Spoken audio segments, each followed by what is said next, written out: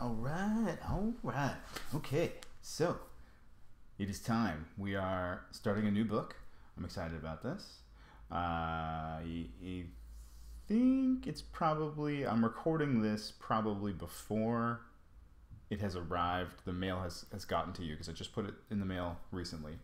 So, but by the time the book gets there and you get it out, you need to go on the internet and find this video. It should all work out. So anyway, so I think we're safe to start. And here is the big pink book, and we are going to read Matilda, which I have never read before. I have read some of Roald Dahl's stuff, the guy who wrote this book, but I've never read this one. I saw the movie, I guess. So this will be a first time for me too.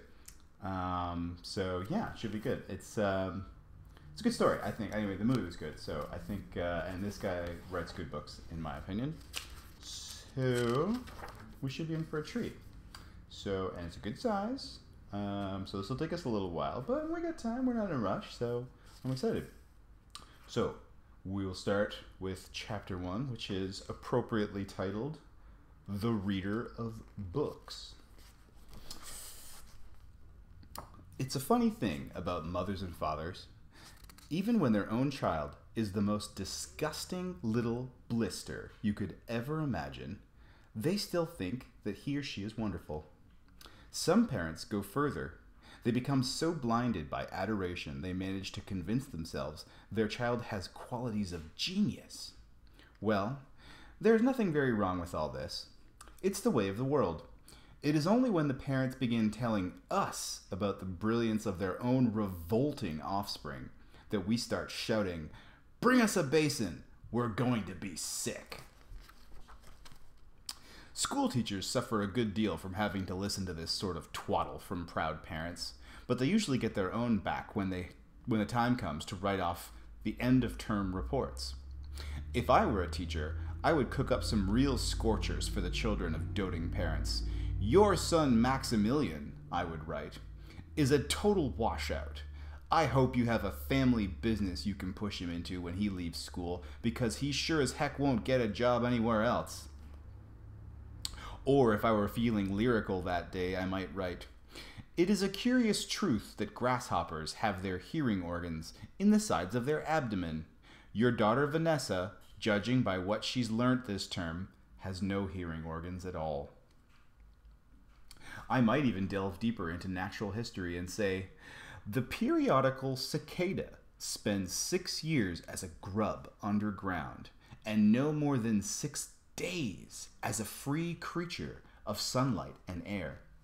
Your son Wilfred has spent 6 years as a grub in this school, and we are still waiting for him to emerge from the chrysalis. A particularly poisonous little girl might sting me into saying, Fiona has the same glacial beauty as an iceberg, but unlike the iceberg, she has absolutely nothing below the surface. I think I might enjoy writing that end-of-term report for the stinkers in my class. But enough of that. We have to get on. Occasionally, one comes across parents who take the opposite line, who show no interest at all in their children, and these, of course, are far worse than the doting ones. Mr. and Mrs. Wormwood were 2 such parents. They had a son called Michael and a daughter called Matilda, and the parents looked upon Matilda in particular as nothing more than a scab. A scab is something you have to put up with until the time comes when you can pick it off and flick it away.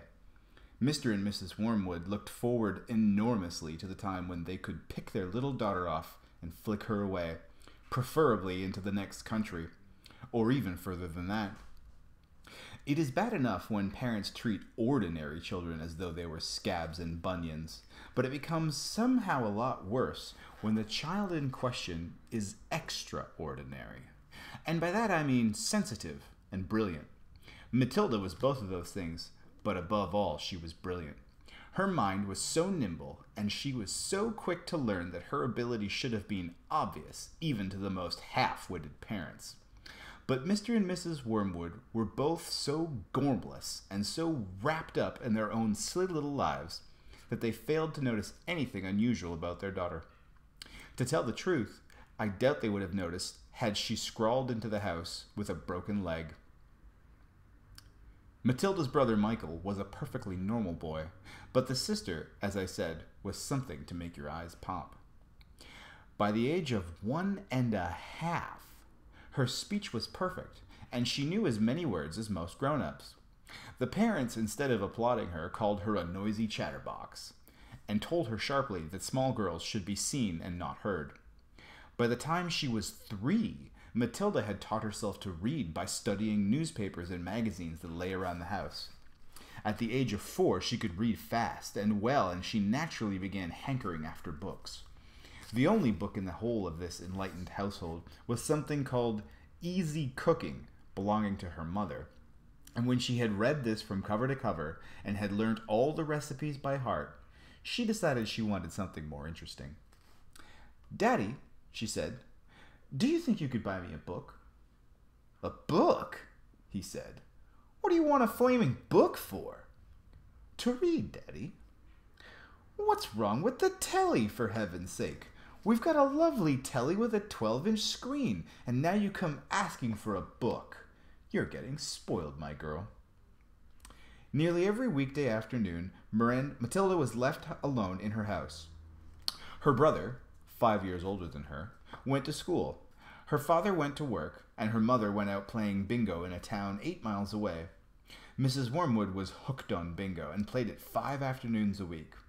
On the afternoon of the day when her father had refused to buy her a book, Matilda set out all by herself to walk to the public library in the village. When she arrived, she introduced herself to the librarian, Mrs. Phelps. She asked if she might sit a while and read a book. Miss Phelps, slightly taken aback at the arrival of such a tiny girl, unaccompanied by a parent, nevertheless told her she was very welcome. "Where are the children's books, please?" Matilda asked. "They're over there on the lower shelves," Mrs. Phelps told her. "Would you like me to help you find a nice one with lots of pictures in it?" "No, thank you," said Matilda. "I'm sure I can manage." From then on, every afternoon, as soon as her mother had left for bingo, Matilda would toddle down to the library. The walk took only 10 minutes, and this allowed her 2 glorious hours sitting quietly by herself in a cozy corner, devouring one book after another. When she had read every single children's book in the place, she started wandering round in search of something else. Mrs. Phelps, who had been watching her with fascination for the past few weeks, now got up from her desk and went over to her. "Can I help you, Matilda?" she asked. "I'm wondering what to read next," Matilda said. "I've finished all the children's books." "You mean you've looked at all the pictures?" "Yes, but I've read the books as well." Mrs. Phelps looked down at Matilda from her great height, and Matilda looked right back up at her. "I thought some were very poor," Matilda said, "but others were lovely. I liked The Secret Garden best of all. It was full of mystery. The mystery of the room behind the closed door, and the mystery of the garden behind the big wall." Mrs. Phelps was stunned. "Exactly how old are you, Matilda?" she asked. 4 years and 3 months, Matilda said.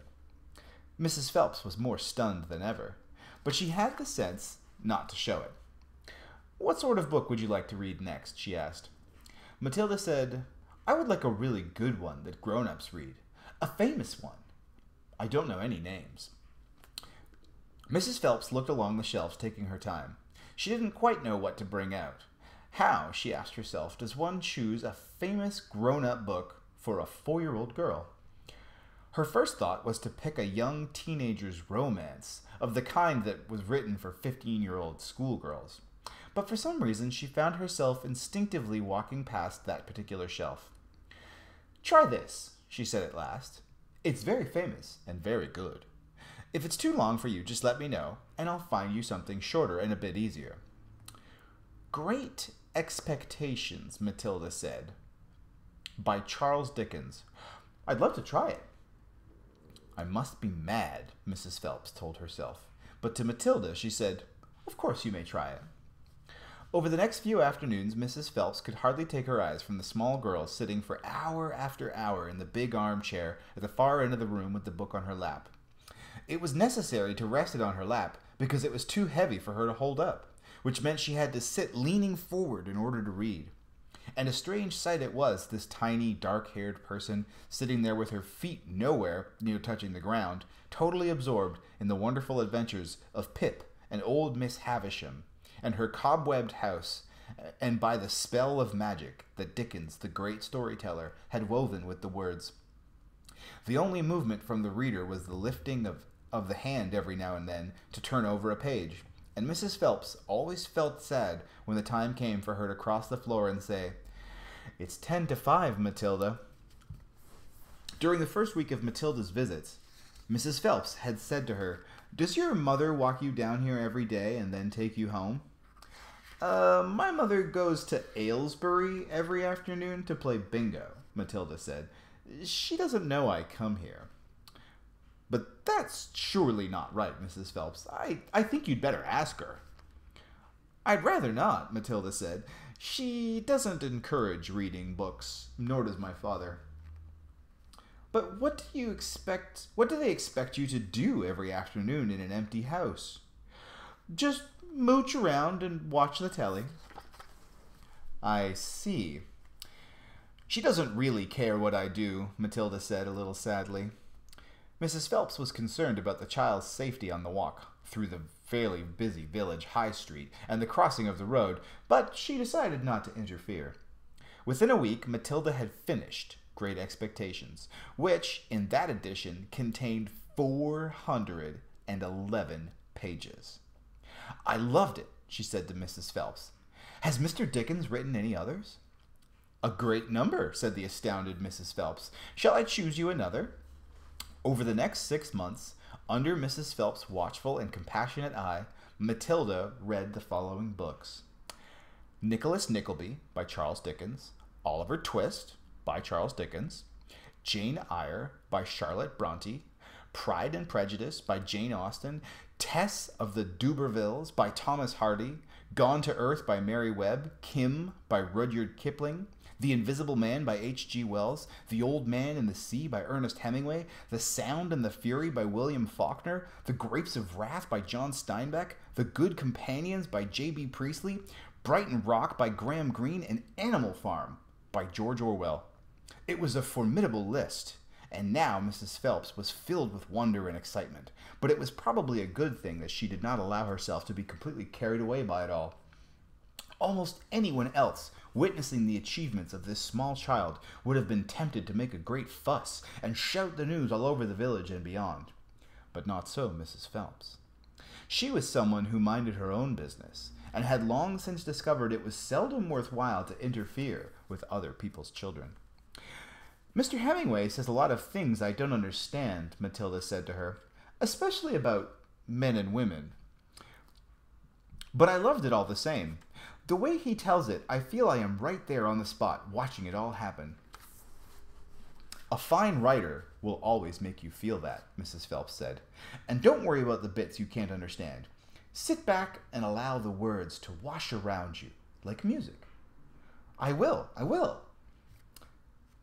"Did you know, Mrs. Phelps, that public libraries like this allow you to borrow books and take them home?" "I didn't know that," Matilda said. "Could I do it?" "Of course," Mrs. Phelps said. "When you have chosen the book you want, bring it to me so I can make a note of it, and it's yours for 2 weeks. You can take more than one if you wish." From then on, Matilda would visit the library only once a week in order to take out new books and return the old ones. Her own small bedroom now became her reading room, and there she would sit and read most afternoons, often with a mug of hot chocolate beside her. She was not quite tall enough to reach things around the kitchen, but she kept a small box in the outhouse, which she brought in and stood on in order to get whatever she wanted. Mostly, it was hot chocolate she made, warming the milk in the saucepan on the stove before mixing it. Occasionally, she made Bovril or Ovaltine. It was pleasant to take a hot drink up to her room and have it beside her as she sat in her silent room reading in the empty house in the afternoons. The books transported her into new worlds and introduced her to amazing people who lived exciting lives. She went on olden-day sailing ships with Joseph Conrad. She went to Africa with Ernest Hemingway and to India with Rudyard Kipling. She traveled all over the world while sitting in her little room in an English village. And that's the end of chapter 1. Interesting, very interesting. Oh, we don't have the string thing this time. I'll have to find a bookmark later. Okay. So, there's chapter 1. We will be back next time for chapter 2. And I guess until then, bye-bye.